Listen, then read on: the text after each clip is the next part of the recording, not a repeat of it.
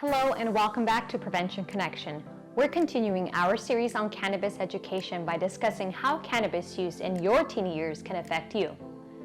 One of the biggest myths about cannabis use is that it isn't harmful for teenagers. What we know is that cannabis use in our teenage years can impact our physical and mental health, as well as have personal and legal consequences. When we look at the short-term and long-term effects of cannabis use as teens, the brain plays a very big role. Human brain development is a long and complicated process. Our brain does a lot of work during our early teenage years. We know this because we develop new interests, take more risks, and spend more time doing things we enjoy. As our brain is growing and changing, the connections we form early on are so important. Our brains aren't fully developed until the age of 25, and because of this, the earlier drugs are used, the more likely our brain is to keep those connections as we get older. Regular cannabis use during our teen years interferes with how we understand emotions and the way we learn. Cannabis use can also impact our mental and physical health because it overactivates parts of our brain that have a lot of sensors. Because of this, some of the short-term effects of cannabis use can be changes in mood, hallucinations, delusions, and difficulty thinking. Cannabis use can also have long-term effects such as breathing problems, delayed reaction time, and increased risk of psychosis disorders. Beyond physical and mental effects, there can also be personal and legal consequences.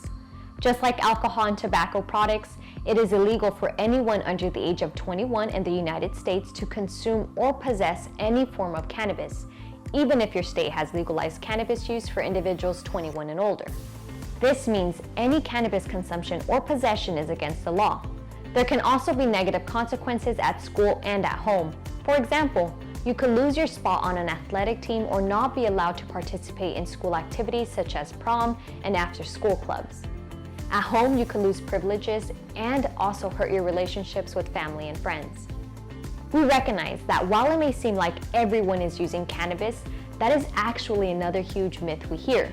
One major reason for this is because legalization of recreational cannabis use has changed how people think about cannabis.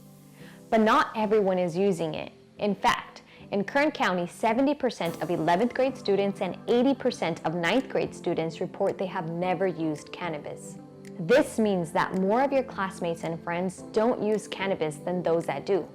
So please know it is okay to say no.